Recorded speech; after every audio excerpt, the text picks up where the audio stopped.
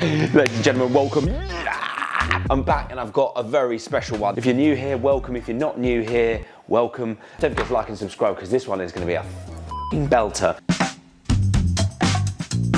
So I've just come back from Scotland and I have some treats here. Now you have to stay on to the end of the video to see what you could win. Yes, there is a prize giveaway for one of you lucky people. I've just been spending some time with my friend Tim, Clement Knives. If you don't know who he is, he makes amazing, amazing knives. And I'm gonna talk loads about him because I filmed some stuff while I was up there, but also we're gonna be cooking a dish which has been influenced by some whiskey and Scotland. England beats Scotland! I'm a big rugby fan, so yeah. Let's get the whiteboard of dreams in first. I'll tell you what, it's only just me in this little old studio and I always forget that you need to order things to make things happen. So I haven't got any blue roll.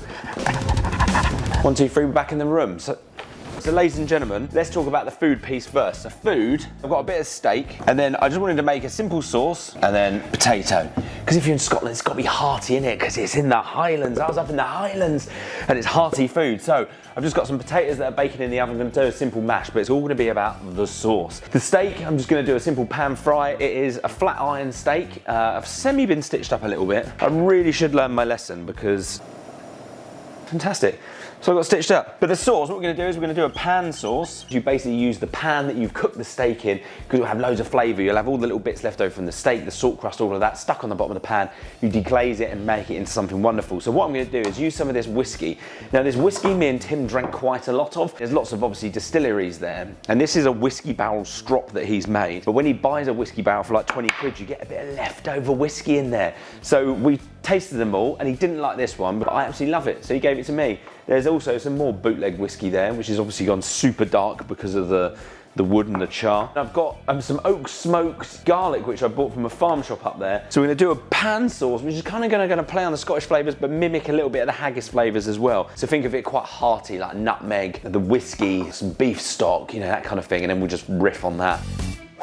But before we talk about that, I want to talk about my friend Tim. Okay, so my friend Tim obviously makes these knives. Now, which other ones I've got? Tim is not like any normal knife maker. Tim was the forefront of using up waste into certain products. So with this one here, the blade was made out of NOS canisters, and then the handles are all made out of foraged plastic. This is the first knife he ever gave me, which was about 4 years ago. This is shotgun shells, so he cuts the metal bit off and presses that into a handle, and then forged this. Not sure out of what steel, because this was before I was actually listening to him. This is the newest one we made, which will be in this video. He takes the whiskey barrel ring, and then he cuts off sections of this metal so it's super thin, and then he sandwiches 2 bits of whiskey barrel, a bit of steel, whiskey barrel in here. He's using this metal to then forge into this. Now to forge this you need to put it under extreme heat, so all of this joins together and then it creates a thingamajobity. I don't know what is really going on. And then once it's been forged, then it goes through lots of different processes. So he whacks it with a big heavy hammer, which goes boom, boom, boom, boom, boom. He then also puts it through a machine that looks like a pasta roller and it stretches out the metal.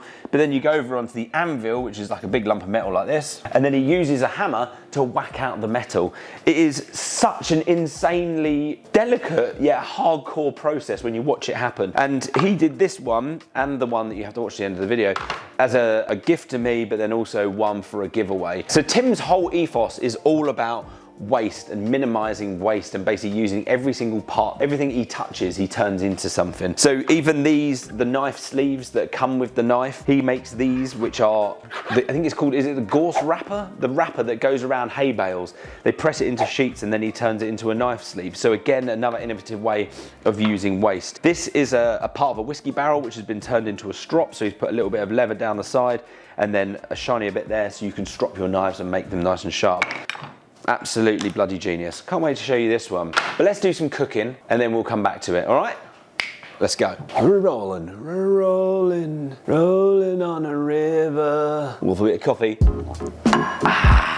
Right, ladies and gentlemen, these potatoes have been baking for about 30-40 minutes. If I'm gonna make mashed potato and I know I've got time, this is how I do it. I just bake a potato and I'll just leave them to one side for a bit while I figure everything else out, because that takes away the moisture from the potato and gives you that wonderful fluffy potato that you love. Okay. I bought some tender stem broccoli because I think it's nice. But this is a technique that I always bang on about. If you, oh my God, first time using that knife, it's absolutely sharp as anything. Woo! So a technique that I always do is blanch and refresh. I think even if you're cooking something that is going to be super quick and you're doing a steak and you just want to place it up, I always just go, oh, let's blanch it, and then you can just warm it up because it keeps that nice vibrant green. Sometimes when you boil that and then just serve it, it starts to diminish its colour. So I've got a pan here that's not even boiling. Good pinch of salt in there.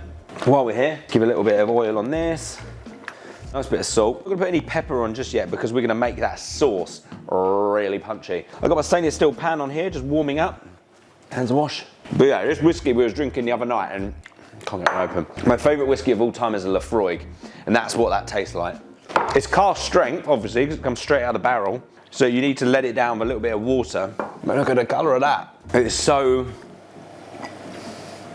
Oh, it's so smoky and so peaty. It's like, let's prep the bits. I found this like weird bit of fennel. So what I'm gonna do is I'm just gonna chop this up for the sauce. So I'm just gonna dice it up super thin because I'm not gonna strain this sauce. I wanna keep all the bits in there. And the thing with pan sauce, all you're doing is you're just utilizing whatever was left inside the pan, right? So all those little bits of steak that have caught. And then also, it doesn't take a great deal of time because you'll probably have some form of stock, I don't, OXO cube, that you've made, which will make the sauce. Put you in my little pot of joy.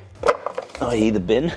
Only joking. Don't waste things, keep them, you'll use them at some point. A little bit of this oak smoked garlic. This was £2.50. I'm like, mate, I'm an absolute baller. Ooh, I don't think you're even gonna need to chop this, you're just gonna mush it. Garlic and fennel, fantastic base.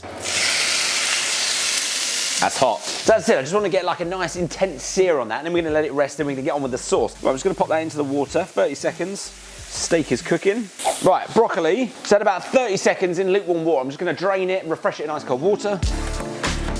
Okay, then the old steaky. As I said, I'm gonna cook this really rare. So I'm just gonna let that rest on that tray. Yeah, cross-contamination, no one cares, apart from you. Right, so the broccoli, look at this, right? It is so vibrant and green, and it will stay like that for 1 to 2 days. So if you wanna then warm that up, we're gonna do that with just a little bit of butter and just saute it just for like 30 seconds.